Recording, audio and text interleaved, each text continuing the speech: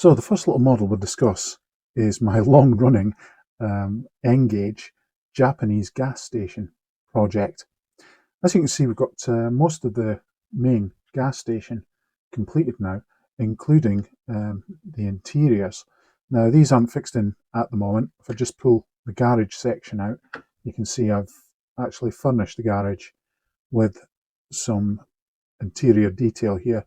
I haven't done a fantastic job of painting it because it will actually be hidden inside the garage like that. You won't be able to see much of it, just enough to give you the idea that there is some interior detail.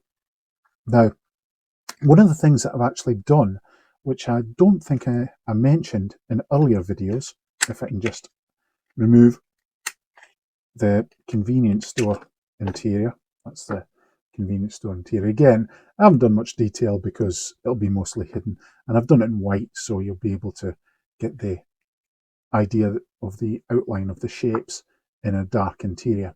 Which brings me to my point, funnily enough. One of the things I did, which I didn't mention earlier on, is start to think about lighting these in the future. I'm trying to think ahead.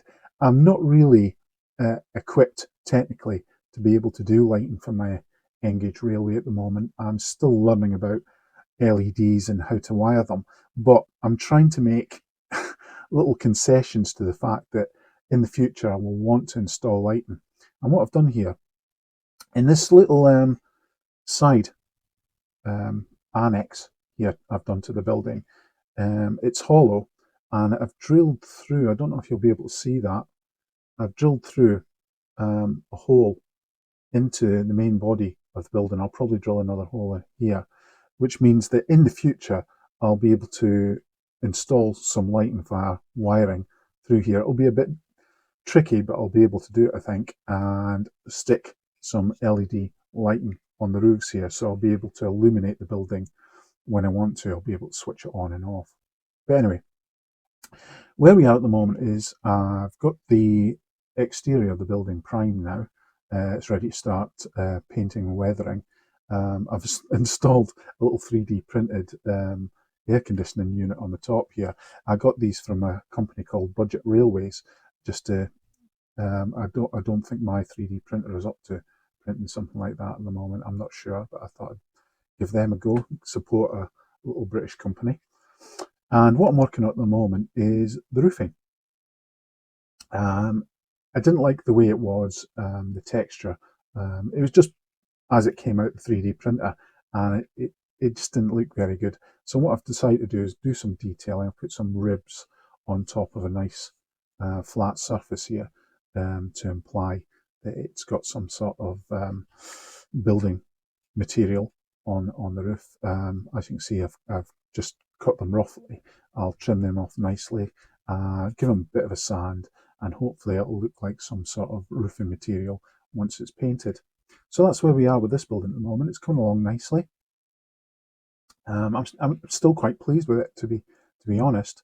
I'm getting into this idea of 3D printing my N-gauge scenery, and this turned out quite nicely. One of the last jobs I'll have to do, of course, is the forecourt of this gas station with the pumps and all the signage and things like that. I've even started, as I've probably pointed out before, doing some vending machines. You can't have a Japanese store without some vending machines, which will probably go on the side of the store like that. These are still to be finished off. I'm going to put some a thin sheet of plastic, clear plastic here, to give it the look of a glass front.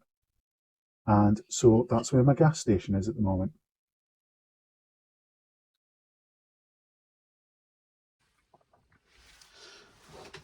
Okay, another job that's drawn to its conclusion is my N-gauge model railway vehicle project. I've been slowly working through several versions of my 3D printed designs for these tiny cars, and I'm currently just finishing off my third iteration of these models. I've quite a little collection of model vehicles for my layout now, although most of my earlier experimental attempts and so aren't really all that fantastic. That's these ones here. That said, they'll do just to make up the numbers for cars that will be placed in less obvious areas of a layout, and things like car parks and cars that will be partially hidden in obscure parking spaces, just to use them up as filler really. Eventually I might get round to replacing all my early car models with my Mark III version. Now that's this one here, and I'm a lot happier with this. There we go, you probably see that there.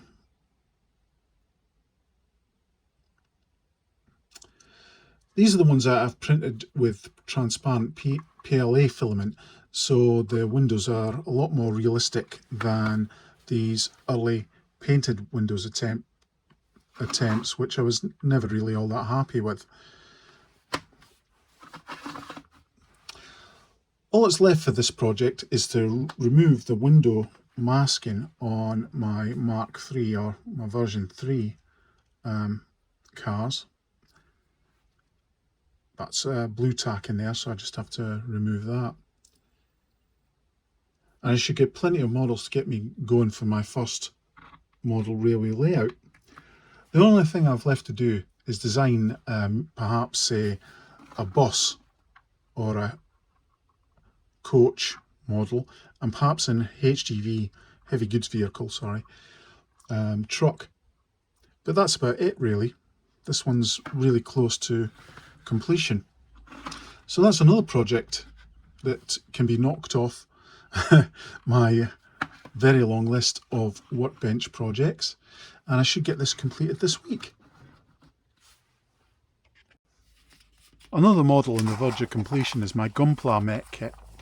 This has been hanging around for far too long now, as it was supposed to just be a quick build. Unfortunately, other projects got prioritised, so this got pushed to the back burner. The daft thing was that there's actually not that much left to do on this model. So today I'm putting together one of the last major components, the lower torso or waist, and then it'll be on with the final assembly. Crazier still is the fact I've actually really been enjoying this build, so I don't know why I've been putting it off. These Japanese Gundam kits are superbly designed and wonderfully precise, so they're really fascinating projects. I definitely want to do more of these once I've got this one on the display shelf.